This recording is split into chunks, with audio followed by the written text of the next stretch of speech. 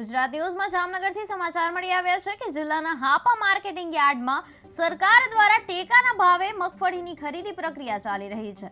આ ખરીદી કેન્દ્રની પૂર્વ કૃષિ મંત્રી રાઘવજી પટેલ દ્વારા મુલાકાત લેવામાં આવી હતી અને તેમણે સ્થળ પર ચાલી રહેલી વ્યવસ્થાઓનું નિરીક્ષણ કરી ખેડૂતો સાથે સંવાદ કર્યો હતો।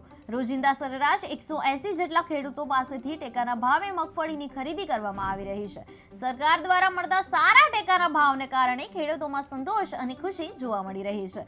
સાથે જ ખેડૂતોને કોઈ પણ પ્રકારની અગવડતા ન પડે તે માટે જરૂરી સૂચનો પણ આપવામાં આવ્યા હતા।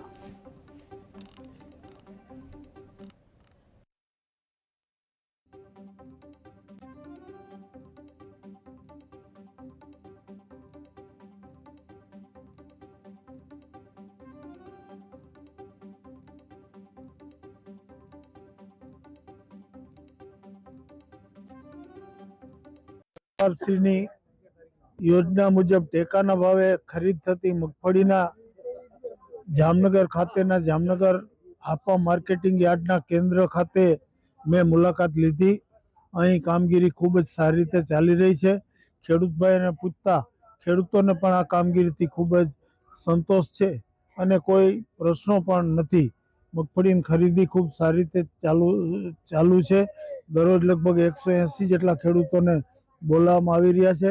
પેમેન્ટ પણ સમયસર ખેડૂતોના ખાતામાં જમા થઈ રહ્યું છે। સરકારની આ કામગીરીથી એકંદરે અહીંના ખેડૂતો ખૂબ જ ખુશ છે।